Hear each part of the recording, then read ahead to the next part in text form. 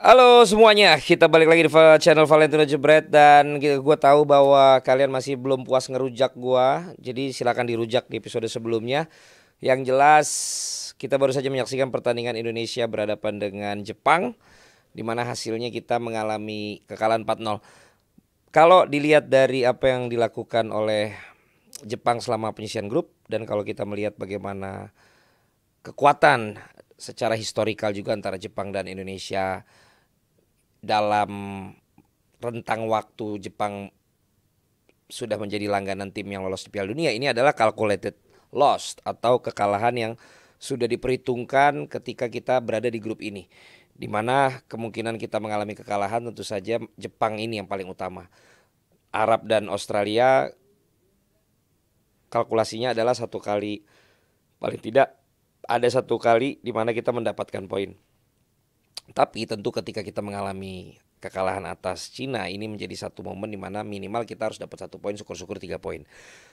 Dan kita mulai dari apa yang kita saksikan ya, bagi gua dari sisi nama-nama pemain, ini adalah pemain-pemain yang juga patut untuk dijadikan starting 11, di mana Martin Pas, Dix, kemudian juga Rido, Jeitzes, Verdong, Nathan, Haye, ada Orat Mangun, ada Strike dan juga ada Sayuri. Dan bahkan di awal-awal kita dengan weather yang hujan, kita malah beberapa kali dalam melakukan counter attack. Saya catat di babak pertama ada 3 peluang emas yang kalau bisa itu menjadi gol mungkin akan jadi sesuatu yang berbeda, karena yang dihadapi adalah Jepang. Kalau itu gol bukan berarti Jepang tidak bisa membalas, tetapi paling tidak membuat Jepang mulai berada di bawah tekanan dan kita berada dalam posisi yang lebih percaya diri. Terlihat bagaimana Jepang sempat agresif juga. Kita tahu Jepang bukan tipe yang seperti itu. Protes-protes dilakukan pemain, pelatihnya, bahkan juga Mitoma terkena kartu kuning ketika dianggap melanggar Dix. Tetapi kemudian kita tidak mampu menyelesaikan peluang demi peluang yang gue sebut sebagai Hollywood chance atau peluang Hollywood ya. Dan Jepang adalah Jepang. Ketika dia sudah mulai on, ketika dia sudah mulai menikmati irama pertandingan, akhirnya mereka bisa mendapatkan apa yang mereka inginkan. Kesabaran, keuletan, organisasi permainan, kepintaran intelektualitas pemain, kedewasaan emosional, dan pengalaman demi pengalaman di level mereka. Ini yang membuat mereka menjadi spesial dan berbeda. Kubo aja belum dimainin padahal.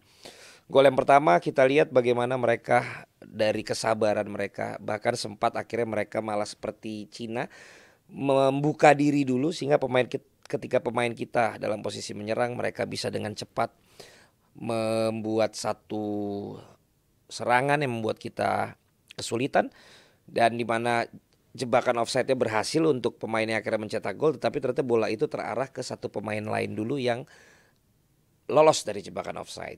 Baru kemudian dia melakukan passing. Ini kemudian lagi-lagi membuat kita semakin berada dalam bawah tekanan.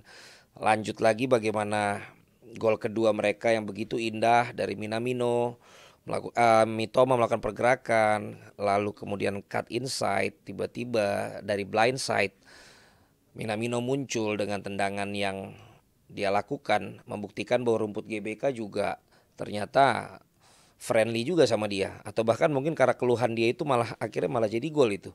Gelombang tendangan putar yang dia lakukan di sudut sempit yang ternyata tidak bisa dikawal, tapi pergerakan itu yang mahal.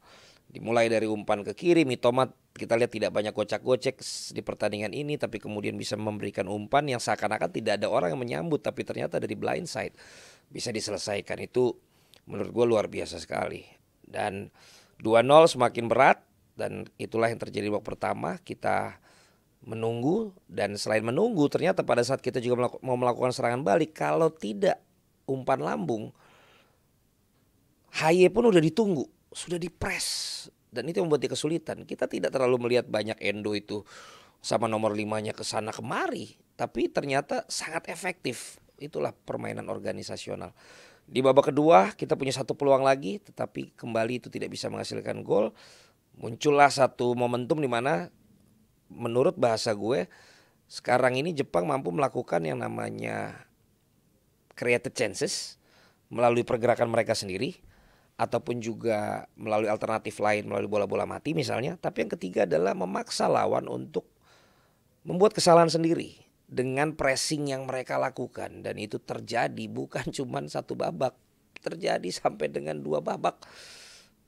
Kita lihat dimulai dari Martin Paes yang mencoba untuk melakukan clearance, tapi kaki kirinya tidak mampu mengangkat bola dengan sempurna. Bola diambil pemain Jepang.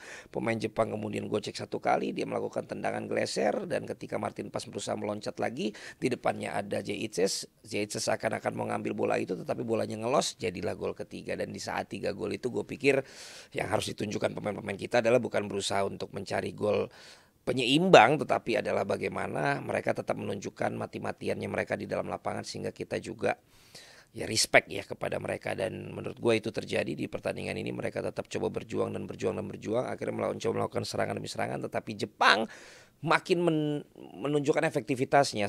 Setelah kita serangan, Jepang lagi melalui sisi sebelah kanan. Kita lihat kali ini sepertinya Verdong sudah kelelahan. Pemain dari Jepang yang ternyata adalah pemain Southampton ini melakukan pergerakan.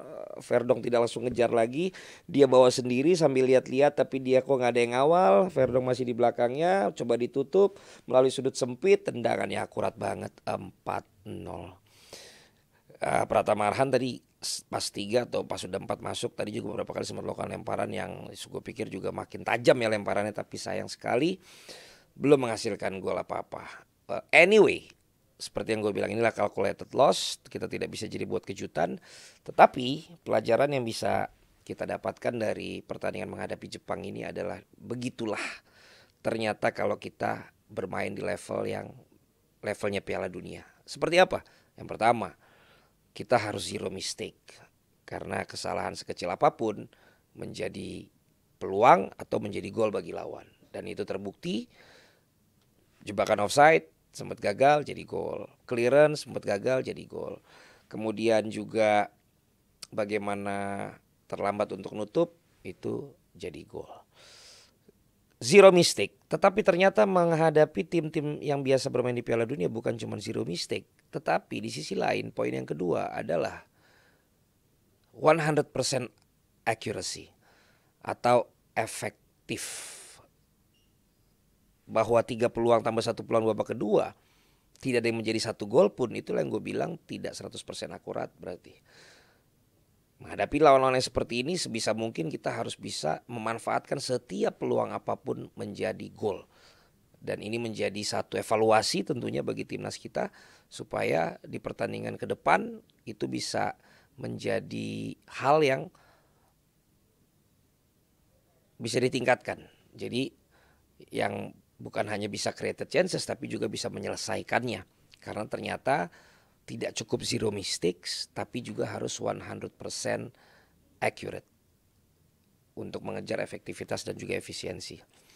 Kemudian yang ketiga, harus memiliki intelektualitas dan emosional, kedewasaan emosional yang tinggi ternyata dalam bermain bola di level yang setinggi ini. Tiba-tiba hujan deras, kemudian juga rumput dikeluhkan juga oleh tim Jepang, dan bermain di hadapan 70.000 supporter lawan, 3.000 penonton Jepang. Bagaimana mereka bisa setenang itu? Ketenangan dalam bermain organisasional, ketenangan dalam melakukan pressing, kemudian juga bagaimana kedewasaan mereka menghadapi sorakan-sorakan penonton, kemudian juga menghadapi peluang-peluang yang didapatkan oleh pemain-pemain Indonesia. Ya ini menurut gue sesuatu yang hanya bisa dimiliki dengan pengalaman yang tinggi. Nah, Indonesia baru pertama ada di level kualifikasi seperti ini. Tentu kita berharap ini menjadi momentum untuk kita meraih hasil maksimal. Tetapi pun sampai dengan sekarang kita akhirnya 3 kali imbang 2 kali 3 kali imbang 2 kali kalah. Kita jadi berada di dasar klasemen. Ya, ini bisa menjadi bagian dari pengalaman itu. Karena kalau kita lihat akhirnya Jepang di level mereka pun penasaran banget kan untuk bisa lebih dari 16 besar misalnya kalau di Piala Dunia. Tapi mereka konsisten gitu. Dan kita harus ada di momen itu juga. Karena percuma juga kita one take lagi, one hit wonder misalnya. Kita muncul sekarang membuat kejutan tapi nanti ngilang. So itu 3 kesimpulan gue ternyata ketika kita diajari oleh Jepang. Yang pertama harus zero mistake, yang kedua harus 100% efisien, 100% accuracy, dan yang ketiga harus punya intelektualitas bermain dan kedewasaan emosional yang tinggi bagi tim-tim yang ingin bermain di level Piala Dunia. Tapi yang jelas kita boleh mengevaluasi, kita boleh mengkritik, tapi kita stop yang namanya head comments dan juga yang berlebihan itu ya. Terus juga mengenai rumput, ya kalau kita bisa lihat memang ada yang naik begitu, artinya memang belum maksimal. Apalagi nanti kalau kita lihat kalau nggak hujan ya menghadapi Arab. Poinnya adalah ya GBK harus bisa benar-benar lebih mempersiapkan lagi. Tetapi gue tetap apresiasi ada usaha memperbaiki itu. Tetapi kalaupun gue dianggap tidak jujur dalam memberikan review, itu nggak juga. Gue udah kasih judul di episode gue sebelumnya. Gue tidak dibayar, gue diundang. Dan ketika gue datang, gue seperti nge-review makanan yang tersaji tapi belum gue makan. Jadi apa yang gue lihat, apa yang gue injek dengan sepatu gue yang biasa, memang menurut gue itu bagus. Tetapi ketika Minamino mencoba dan ternyata juga banyak yang latihan bopel, akhirnya gue juga kontak sama Pak Direktur Umum juga. Dan gue katakan, kok ternyata masih keangkat-angkat gitu.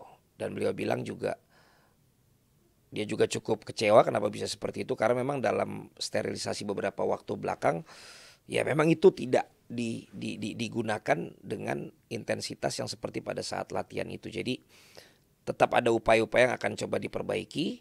Dan saya juga udah katakan bahwa ini harus proses dengan sangat serius. Karena ya kalau sekarang mengejar ke yang Arab ya lakukan apa yang bisa maksimal. Tapi tentu tidak bisa berubah banyak. Tetapi setelah itu.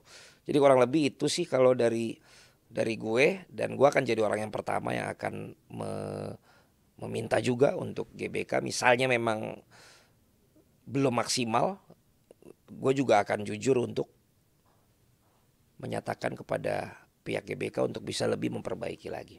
Kurang lebih itu yang bisa gue sampaikan. Tapi mengenai knee slide, kita lihat nggak ada yang knee slide ya, tapi ada yang nyerosot meluncur manja tadi. Si satu pemain Jepang, Mitoma, lancar tuh dia shoot. Terus menit 90 juga Arhan nyerosot shoot gitu, lancar-lancar semua ya. Jadi silakan bully gue, gue udah biasa dibully kalau emang itu yang ada dalam pikiran kalian. Tapi sekali lagi gue tidak dibayar, gue tidak mengatakan yang bohong, gue hanya melihat apa yang gue lihat. Nah lain kali gue akan bilang, ya siapapun yang mau gue review lapangannya, gue harus bawa sepatu bola, bawa tim fun football, harus dicobain. Minimal jebret tim akan gue ajak. Kalau kita diundang review lapangan manapun, syaratnya undang Valentino jebret 2, termasuk GBK ya Bapak. Kalau melihat sekarang gue harus 2. 1, kita harus boleh coba lapangannya. Dan gak cuma coba jalan-jalan gitu, tapi kita harus bawa jebret tim untuk fun football di sana. Supaya akhirnya bisa benar-benar ini udah oke apa belum gitu ya. Jadi sorry kalau kalian ada yang berpikiran buruk tentang gue, tapi itu yang sejujurnya gue sampaikan. Sampai ketemu lagi di episode berikutnya. Have a great weekend. Boleh kita kecewa, tapi be realistic. Lawan kita Jepang, kita coba lagi hadapi Arab Saudi. Jebret.